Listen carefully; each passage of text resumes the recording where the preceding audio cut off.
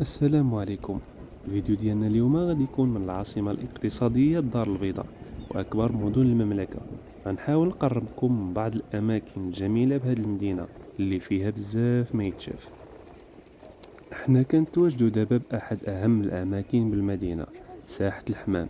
بالقرب من هذه الساحة كيتواجد المسرح الكبير للمدينة، وكذا ولاية الدار البيضاء الكبرى وعدد كبير من الإدارات المهمة. وبالقرب أيضا من هذه الساحة كاين حديقة الجامعة العربية، أحد أكبر الحدائق بالمدينة. وماشي بعيد على هذه الساحة كاين أيضا الساحة اللي معروفة بهذه المعلمة اللي كتسمى الكرة الأرضية. وهنا كاين باب مراكش، المدخل ديال المدينة القديمة.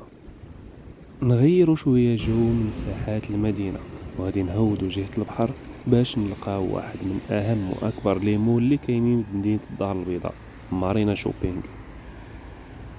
هاد المول اللي جا في موقع استراتيجي مميز بين كازابورت ميناء الدار البيضاء ومسجد الحسن الثاني. داخل هاد المول الكبير غادي نلقاو أهم الماركات العالمية ومطاعم ومقاهي من المستوى العالي، وكذا عنده إطلالة رائعة وجميلة على البحر الأطلسي.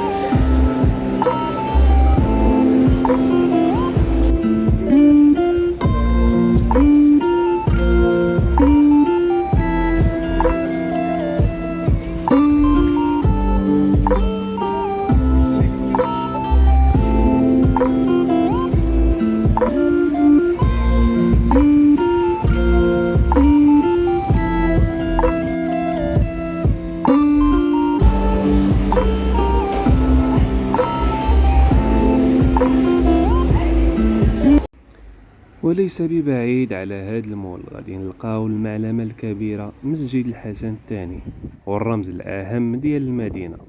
بإطلالة ساحرة على البحر الأطلسي كيتعتبر مسجد الحسن الثاني أحد أكبر المساجد بالعالم الإسلامي، وكيتسمى أيضا بمسجد الفقراء سبب أنه جميع المغاربة ساهموا بالبناء ديالو. الزخرفة ديالو الفريدة من نوعها وقبة متحركة على السطح كيقصدوه سنويا العديد من السياح من جميع بقاع العالم.